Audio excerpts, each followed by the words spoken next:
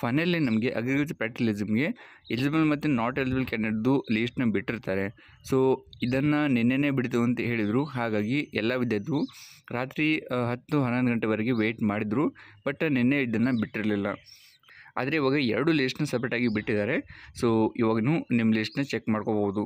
So ಇಲ್ಲಿ ನಾವು ಫಸ್ಟಿಗೆ ನೋಡ್ತಾ ಇರೋದು ಎಲಿಜಿಬಲ್ ಕ್ಯಾಂಡಿಡೇಟ್ದು ಲೀಸ್ಟ್ ಆಗಿರುತ್ತೆ. ಸೊ ಇಲ್ಲಿ ನಮಗೆ ಈ ಒಂದು ಲೀಸ್ಟಲ್ಲಿ ಒಂದು ಕಡೆ ಸಿ ಇ ಟಿ ನಂಬರ್ನ ಕೊಟ್ಟಿರ್ತಾರೆ, ಅಪ್ಲಿಕೇಶನ್ ನಂಬರ್ನ ಕೊಟ್ಟಿರ್ತಾರೆ, ಕ್ಯಾಂಡಿಡೇಟ್ ನೇಮ್ ಆಗಿರ್ಬೋದು ಮತ್ತು ಕಾಲೇಜ್ ಕೋಡ್ ಮತ್ತು ಪ್ರಾಕ್ಟಿಕಲ್ ಎಕ್ಸಾಮ್ ಸೆಂಟರ್ದು ನೇಮ್ನ ಕೊಟ್ಟಿರ್ತಾರೆ.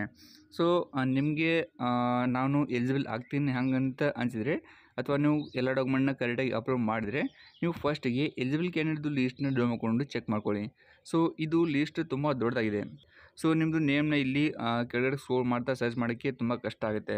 ಹಾಗಾಗಿ ನೀವು ಈ ಒಂದು ಪಿ ಡಿ ಎಫ್ನ ಯಾವುದಾದ್ರೂ ಪಿ ಡಿ ಎಫ್ ರೀಡರ್ ಆ್ಯಪಲ್ಲಿ ಓಪನ್ ಮಾಡಿದಾಗ ಅಲ್ಲಿ ನಿಮಗೆ ಒಂದು ಸರ್ಚ್ ಆಪ್ಷನ್ ಕಾಣುತ್ತೆ. ಸೊ ಯಾವುದೇ ಪಿ ಡಿ ಎಫ್ ರೀಡರಲ್ಲಿ ಇದನ್ನು ಓಪನ್ ಮಾಡಿದರೂ ಕೂಡ ನಿಮಗೆ ಸರ್ಚ್ ಆಪ್ಷನ್ ಕಾಣುತ್ತೆ. ಇಲ್ಲಿ ನಿಮ್ಮದು ಸಿ ಇ ಟಿ ನಂಬರ್ನ ಎಂಟ್ರ್ ಮಾಡಿ ಸರ್ಚ್ ಮಾಡಿದರೆ ನಿಮ್ಮದು ನೇಮಲ್ಲಿ ಶೋ ಆಗ್ಬೋದು. ಅಂದರೆ ಒಂದು ವೇಳೆ ನೀವು ಎಲಿಜಿಬಲ್ ಆಗಿದ್ದರೆ ಈ ಒಂದು ಲೀಸ್ಟಲ್ಲಿ ನಿಮ್ಮದು ನೇಮ್ ಶೋ ಆಗುತ್ತೆ. ಒಂದು ವೇಳೆ ಎಲಿಜಿಬಲ್ ಆಗಿಲ್ಲ ಅಂತ ಹೇಳಿದರೆ ನೀವು ಬೇರೆ ಲಿಸ್ಟಲ್ಲಿ ಚೆಕ್ ಮಾಡ್ಕೋಬೋದು. ಬಟ್ ಕೆಲವೊಂದು ಸಲ ಏನಾಗುತ್ತೆ ಅಂತ ಹೇಳಿದರೆ ನೀವು ಎಲಿಜಿಬಲ್ ಆಗಿದ್ದರೂ ಕೂಡ ಈ ಒಂದು ಲೀಸ್ಟಲ್ಲಿ ನಿಮ್ಮದು ಸಿ ಇ ಟಿ ನಂಬರ್ನ ಎಂಟ್ರ್ ಮಾಡಿ ಸರ್ಚ್ ಮಾಡಿದರೆ ಸೊ ಅದು ಸ್ವಲ್ಪ ಲೇಟ್ ಆಗುತ್ತೆ, ಲೋಡ್ ಆಗೋಕ್ಕೆ ಸ್ವಲ್ಪ ಲೇಟ್ ಆಗುತ್ತೆ. ಯಾಕಂತ ಹೇಳಿದ್ರೆ ಈ ಒಂದು ಲೀಸ್ಟಲ್ಲಿ ತುಂಬ ಕ್ಯಾಂಡಿಡೇಟ್ದು ನೇಮ್ ಇರುತ್ತೆ. ಹಾಗಾಗಿ ಸರ್ಚ್ ರಿಸಲ್ಟ್ ತೋರಿಸೋದು ಸ್ವಲ್ಪ ಲೇಟ್ ಆಗುತ್ತೆ. ಅದಕ್ಕೋಸ್ಕರ ನೀವು ಎಲಿಜಿಬಲ್ ಆಗ್ತೀರಂತ ನಿಮಗೆ ಅನಿಸಿದರೆ ಫಸ್ಟ್ ಈ ಒಂದು ಲೀಸ್ಟಲ್ಲಿ ನಿಮ್ಮದು ನೇಮ್ನ ಸರ್ಚ್ ಮಾಡೋಕ್ಕೆ ಟ್ರೈ ಮಾಡಿ ಮತ್ತು ಸ್ವಲ್ಪ ವೆಯ್ಟ್ ಮಾಡಿ, ನಿಮ್ಮದು ರಿಸಲ್ಟಲ್ಲಿ ತೋರಿಸುತ್ತೆ. ಬಟ್ ಕೆಲವು ಕ್ಯಾಂಡಿಡೇಟ್ಗೆ ಗೊತ್ತಿರುತ್ತೆ ನೀವು ಯಾವುದಾದ್ರೂ ಡಾಕ್ಯುಮೆಂಟ್ನ ಮಿಸ್ ಆಗಿ ಅಪ್ಲೋಡ್ ಮಾಡಿದರೆ ಅಥವಾ ಯಾವುದಾದ್ರೂ ಡಾಕ್ಯುಮೆಂಟ್ನ ಅಪ್ಲೋಡ್ ಮಾಡಿಲ್ಲ ಅಂತ ಹೇಳಿದರೆ ಮತ್ತು ನಿಮಗೆ ನಾನು ಎಲಿಜಿಬಲ್ ಆಗಲ್ಲ ಅಂತ ಅನಿಸಿದರೆ ನೀವು ಬೇರೆ ಲಿಸ್ಟಲ್ಲಿ ನಿಮ್ಮ ಹೆಸರನ್ನ ಸರ್ಚ್ ಮಾಡ್ಕೋಬೋದು.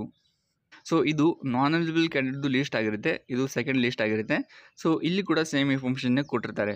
ಸೊ ಒಂದು ಕಡೆ C E T number, application number, candidate name, college code ಮತ್ತು ಅವ್ರದ್ದು ಅಗ್ರಿಕಲ್ಚರ್ ಪ್ರಾಕ್ಟಿಕಲ್ ಸೆಂಟರ್ದು ನೇಮ್ ಆಗಿರ್ಬೋದು. ಹಾಗೆಯೇ ಮುಂದ್ಗಡೆ ನಿಮಗೆ ರೀಸನ್ನ ಕೊಟ್ಟಿರ್ತಾರೆ ನೀವು ಯಾಕೆ ಎಲಿಜಿಬಲ್ ಆಗಿಲ್ಲ ಹಾಗಂತ. ಸೊ ಕೆಲವರು ಅಫಿಡವಿಟ್ ಅಪ್ಲೋಡ್ ಮಾಡಿಲ್ಲ, ಕೆಲವರು ಅಗ್ರಿಕಲ್ಚರ್ ಸರ್ಟಿಫಿಕೇಟ್ ಅಪ್ಲೋಡ್ ಮಾಡಿಲ್ಲ ಮತ್ತು ಕೆಲವರು ವಂಶವೃಕ್ಷ ಅಪ್ಲೋಡ್ ಮಾಡಿಲ್ಲ. ಈ ಥರ ನಿಮಗೆ ಬೇರೆ ಬೇರೆ ರೀಸನ್ನ ಕೊಟ್ಟಿರ್ತಾರೆ.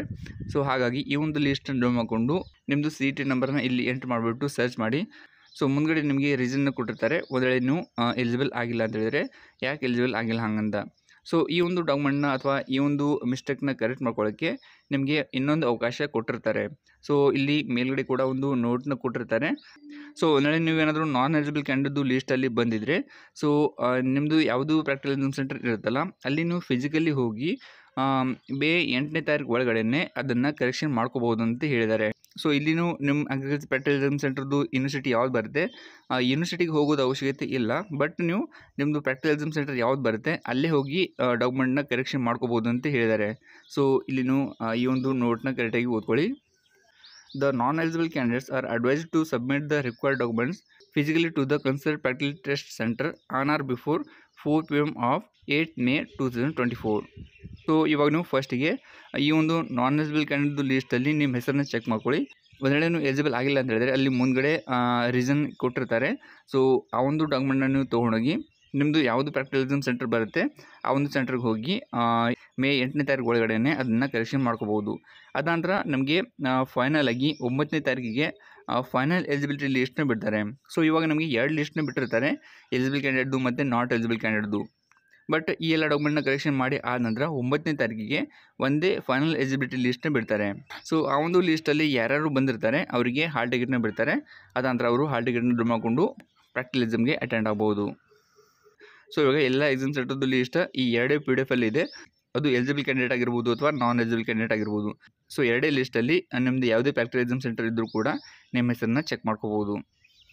ನೆಕ್ಸ್ಟ್ ಬಂದು ಈ ಒಂದು ಲಿಸ್ಟ್ ನೀವು ಯಾವ ಥರ ಡೌನ್ ಮಾಡ್ಕೋಬೋದು ಅಂತ ಹೇಳಿದರೆ ಸೊ ಈ ಒಂದು ಲಿಸ್ಟ್ನ ಓನ್ಲಿ UAS ಬೆಂಗಳೂರು ವೆಬ್ಸೈಟಲ್ಲಿ ಇದನ್ನು ಅಪ್ಲೋಡ್ ಮಾಡಿದ್ದಾರೆ. ಬಟ್ ಕಾಮನ್ ಆಗಿ ಇದನ್ನು ಎಲ್ಲ ಕಡೆ ಅಪ್ಲೋಡ್ ಮಾಡ್ತಾರೆ.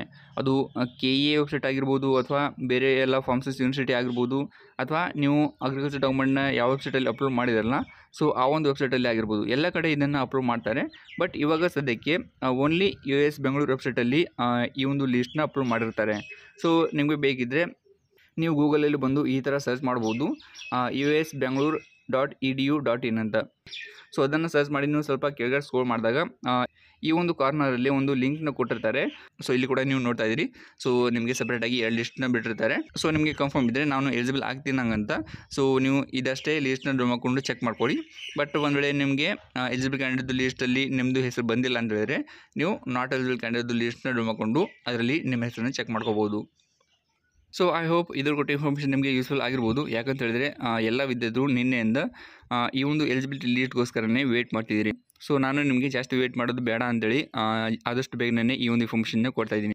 ಸೊ ಅದಕ್ಕೋಸ್ಕರ ಈ ವಿಡಿಯೋನ ನೋಡ್ತಿರೋರು ಪ್ರತಿಯೊಬ್ಬರು ವಿಡಿಯೋ ಮೇಲೆ ಲೈಕ್ ಮಾಡಬೇಕಾಗುತ್ತೆ. ಮತ್ತು ಇನ್ನೊರಿಗೆ ಯಾರು ನಮ್ಮ ಚಾನಲ್ ಸಬ್ಸ್ಕ್ರೈಬ್ ಮಾಡ್ಕೊಂಡಿಲ್ಲ ಅಂತ ಹೇಳಿದ್ರೆ ಇವಾಗ ಅದು ಸಬ್ಸ್ಕ್ರೈಬ್ ಮಾಡ್ಕೊಳ್ಳಿ. ಯಾಕಂದರೆ ಇದೇ ಥರ ನಾವು ನಿಮಗೆ ಅಗ್ರಿಕಲ್ಚರ್ ಪ್ರಾಕ್ಟಿಕಲಿಸಮ್ ಆಗಿರ್ಬೋದು, CET ನೀಟ್ ಕೌನ್ಸಿಲಿಂಗ್ ಬಗ್ಗೆ ಆಗಿರ್ಬೋದು, ಮತ್ತು ಏನಾದರೂ ಯೂಸ್ಫುಲ್ ಇನ್ಫಾರ್ಮೇಷನ್ ಇದ್ದರೆ ನಮಗೆ ಯೂಟ್ಯೂಬಲ್ಲಿ ವಿಡಿಯೋ ಮಾಡಿ ಅಪ್ಲೋಡ್ ಮಾಡ್ತಾ ಇರ್ತೀವಿ. ಸೊ ಚಾನಲ್ಗೆ ಸಬ್ಸ್ಕ್ರೈಬ್ ಮಾಡ್ಕೊಂಡಿದ್ರೆ ಅದು ನೋಟಿಫಿಕೇಷನ್ ನಿಮಗೆ ಬರುತ್ತೆ. ಹಾಗೆಯೇ ಕೊನೆಯಾಗಿ ಬಂದುಬಿಟ್ಟು ಇಲ್ಲೊಂದು ಸ್ಮಾಲ್ ಅನೌನ್ಸ್ಮೆಂಟ್ ಇದೆ. ಸೊ ಇವಾಗ ಯಾರ್ಯಾರು ಕ್ಯಾಂಡಿಡೇಟ್ ಎಲಿಜಿಬಲ್ ಆಗಿರ್ತೀರಿ ಅಟ್ಲೀಸ್ಟ್ ಇವಾಗಾದರೂ ನೀವು ಎಕ್ಸಾಮ್ಗೋಸ್ಕರ ಸೀರಿಯಸ್ ಆಗಿ ಪ್ರಿಪೇರ್ ಆಗಿ. ಸೊ ನಿಮಗೋಸ್ಕರ ನಾವು ಒಂದು ಸ್ಟಡಿ ಮೆಟೀರಿಯಲ್ನ ಪ್ರಿಪೇರ್ ಮಾಡಿದ್ವಿ ಎಕ್ಸಾಮ್ಗೆ ಹೆಲ್ಪ್ ಆಗಲಿ ಅಂತೇಳಿ. ಸೊ ಇದರಲ್ಲಿ ನಿಮಗೆ 200 ಮಾರ್ಕ್ಸ್ಗೆ ಎಷ್ಟು ಸ್ಪೆಸಿಮೆನ್ನ ಕೇಳಿರ್ತಾರೆ. ಸೊ ಅದೆಲ್ಲವನ್ನು ನಾವು ಇದರಲ್ಲಿ ಇನ್ಕ್ಲೂಡ್ ಮಾಡಿದ್ವಿ. ಸೊ ನಮ್ಮ ಸ್ಟಡಿ ಮೆಟೀರಿಯಲ್ಲು ಕೆಲವೊಂದು ಸ್ಯಾಂಪಲ್ ಈ ಥರ ಆಗಿರುತ್ತೆ. ಮತ್ತು ಇದರದ್ದು ಪ್ರೈಸ್ ಕೂಡ ಅಷ್ಟೊಂದು ಜಾಸ್ತಿ ಏನೂ ಇಲ್ಲ. ಸೊ ಇದರಲ್ಲಿ ನಿಮಗೆ ಎಲ್ಲ ಟಾಪಿಕ್ ವೈಸ್ PDF ನೋಟ್ಸ್ ಕೂಡ ಸಿಗುತ್ತೆ. ಮತ್ತು ಹಾಗೆಯೇ ಪ್ರಿವಿಯಸ್ ಇದ್ದು ಕ್ವೆಶ್ಚನ್ ಪೇಪರ್ ಕೂಡ ಸಿಗುತ್ತೆ. ಮತ್ತು ಒಂದು ಬುಕ್ ಕೂಡ ಸಿಗುತ್ತೆ. ಸೊ ಎಲ್ಲವನ್ನು ನಾವು ನಿಮಗೆ ಮೇಲ್ಗಡೆಗೆ ಕಳಿಸ್ಕೊಡ್ತೀವಿ. ಸೊ ಯಾರಿಗಾದ್ರೂ ಇಂಟ್ರೆಸ್ಟ್ ಇದ್ದರೆ ಅವರು ಈ ವಿಡಿಯೋದು ಡಿಸ್ಕ್ರಿಪ್ಷನ್ ಬಾಕ್ಸ್ ಆಗಿರ್ಬೋದು ಅಥವಾ ಫಸ್ಟ್ ಕಮೆಂಟ್ ಆಗಿರ್ಬೋದು ಅಲ್ಲಿ ನೀವು ಚೆಕ್ ಮಾಡ್ಕೊಳ್ಳಿ. ಯಾವ ಥರ ಪರ್ಚೇಸ್ ಮಾಡ್ಕೋಬೇಕಂತ ಅಲ್ಲಿ ಸ್ಟೆಪ್ಸ್ನ ಹೇಳಿರ್ತೀನಿ. ಸೊ ಅದನ್ನು ಫಾಲೋ ಮಾಡಿಕೊಂಡು ನೀವು ಈ ಒಂದು ಸ್ಟಡಿ ಮೆಟೀರಿಯಲ್ನ ಯೂಸ್ ಮಾಡಿಕೊಂಡು ಎಕ್ಸಾಮಲ್ಲಿ ಚೆನ್ನಾಗಿ ಸ್ಕೋರ್ನ ಮಾಡ್ಬೋದು. ಸೊ ಆಲ್ರೆಡಿ ತುಂಬ ಜನ ಪರ್ಚೇಸ್ ಮಾಡ್ಕೊಂಡಿದ್ದಾರೆ. ಸೊ ನೀವು ಕೂಡ ವೇಟ್ ಮಾಡೋದು ಬೇಕಾಗಿಲ್ಲ. ಎಕ್ಸಾಮ್ ಹತ್ತಿರ ಬರ್ತಾ ಇದೆ. ಸೊ ತುಂಬ ಕಡಿಮೆ ಪ್ರೈಸ್ ಇದೆ. ಸೊ ಅಮೌಂಟ್ ಬಗ್ಗೆನೂ ಅಷ್ಟೊಂದು ಯೋಚನೆ ಮಾಡಬೇಡಿ. So that's it for now. ಹಾಗೆಯೇ ನಿಮಗೆ ಬೇಕಿದ್ದರೆ ನಾನು 2 ಲೀಸ್ಟ್ದು ಲಿಂಕ್ನ ಈ ವಿಡಿಯೋದು ಡಿಸ್ಕ್ರಿಪ್ಷನ್ ಬಾಕ್ಸಲ್ಲಿ ಹಾಕೋಕ್ಕೆ ಟ್ರೈ ಮಾಡ್ತೀನಿ. ನಿಮಗೆ ಬೇಕಿದ್ದರೆ ಅಲ್ಲಿಂದ ಕೂಡ ನೀವು ಡೈರೆಕ್ಟಾಗಿ ಅದನ್ನು ಡೌನ್ ಮಾಡಿಕೊಂಡು ಚೆಕ್ ಮಾಡ್ಕೋಬೋದು. ಹಾಗೆಯೇ ಈ ಒಂದು ಇನ್ಫಾರ್ಮೇಷನ್ನ ಎಲ್ಲ ಫ್ರೆಂಡ್ಸ್ ಗ್ರೂಪಲ್ಲಿ ಶೇರ್ ಮಾಡಿ ಅವ್ರು ಕೂಡ ಇದ್ರ ಬಗ್ಗೆ ತಿಳ್ಕೊತಾರೆ. Thanks for watching. See you next video. Tata.